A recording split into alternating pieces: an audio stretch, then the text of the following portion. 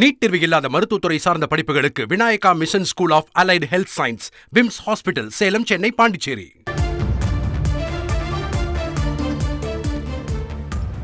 தமிழகத்திற்கான 40 டிஎம்சி நீரை திறக்க உத்தரவிட வேண்டும் என காவிரி மேலாண்மை ஆணைய கூட்டத்தில் தமிழக அரசு வலியுறுத்தியிருக்கிறது. கூடுதல் விவரங்களோடு இணைகிறார் செய்தியாளர் ரமேஷ்குமார். வணக்கம். இன்றைய கூட்டத்தில் என்னென்ன விஷயங்கள்லாம் வலியுறுத்தப்பட்டது? இந்த கூட்டம் தொடர்பான முழுமையான விவரங்களை பதிவு பண்ணலாம் ரமேஷ். அதாவது காவிரி மேலாண்மை ஆணையத்தினுடைய 40வது கூட்டம் அதன் தலைவர் எஸ்.கே.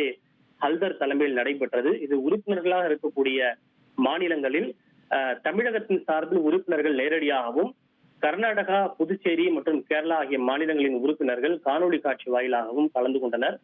தமிழக அரசின் சார்பில் நீர்வளத்துறை செயலாளர் ஜெயகாந்தன் மற்றும் காவிரி தொழில்நுட்ப குழுவினுடைய தலைவர் சுப்பிரமணியம் உள்ளிட்டோர் இதில் கலந்து கொண்டனர்.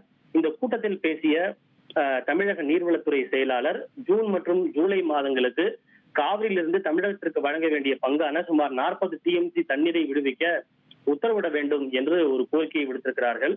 குறிப்பாக மேட்டூர் அணையினுடைய நீர்மட்டம் 110.74 அடியாகவும் தற்போதைய நீர் இருப்பு 79.58 டிஎம்சியாக இருப்பதாக தெரிவித்துள்ள அவர், தென்மேற்கு பருவமழை வரும் மே 27ஆம் தேதி முதல் தொடங்குகிறது எனவும், இந்த பருவமழை இயல்பை விட சற்று அதிகமாக இருக்கும் என இந்திய வானிலை ஆய்வு மையம் கணித்திருப்பதாலும், வரும் ஆண்டில் தமிழகத்திற்கு ஜூன் மற்றும் ஜூலை மாதத்தில் வழங்கப்பட வேண்டிய நீர் அளவான முறையே 9.19 டிஎம்சி மற்றும் ஜூலை மாதத்திற்கு 31.24 டிஎம்சி ஆக மொத்தம் 40 டிஎம்சி தண்ணீரை உச்சநீதிமன்ற உத்தரவின்படி கர்நாடகம் வெளிகுண்டுவில் திறந்துவிட உத்தரவிடுமாறு தமிழகம் சார்பில் கோரிக்கை விடுக்கப்பட்டுள்ளது.